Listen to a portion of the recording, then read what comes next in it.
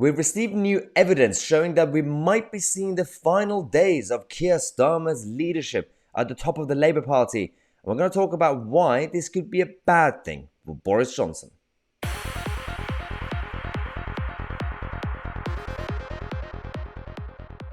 Hello everybody, it's Sunday the 8th of May. Welcome back to the show. So, Starmer, Angela Rayner, they keep making mistakes, right? Just mistakes. Benefit of the doubt is like now level 100 because they keep breaching the trust of the British public. We now have received new evidence thanks to the Mail.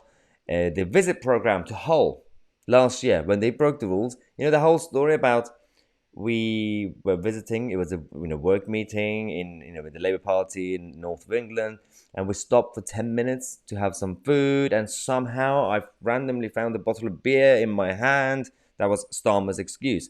They also said Angela Rayner wasn't there. Well, we received the program. Very, very detailed, very beautifully managed. Well done, people at Labour HQ. But tip number one, if you're going to break the rules during lockdown, don't really create memos like this and email it around. Somebody will leak. Simple. Secondly, top left, under the date, so 30th of April, you have KS and AR. So Keir Starmer, Angela Rayner, they were both there. And they've actually organised between 8:40 p.m. to 10 p.m. dinner. So it wasn't a stop for 10 minutes randomly, quick curry. This was pre-planned. The reason we're kicking off is not because we're sitting here judging them, we should have followed the rules. The rules were beautiful. No, the rules were stupid. The problem we have with Starmer is even more than the problem we had with Boris Johnson and his team. It's because Starmer, not only he went around, like the government, telling us how to live our lives and judged us, he also completely kicked off when Boris Johnson walked into his office for 10 minutes and there was cake and he walked out.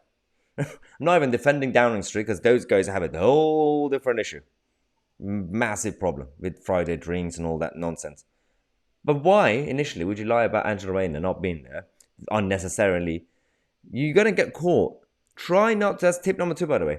If you're going to break the rules, then when someone else breaks the rules, don't really make a big deal because it will backfire. And now they're all going down.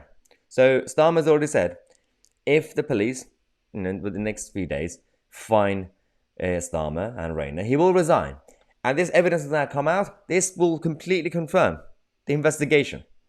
It's literally 99.999% likely that Starmer is going to get fined. It's basically 100%, right? Because we now have the full evidence. And we have expert witnesses now from inside the party who are now leaking, gone to the police. So which means Starmer's going to resign.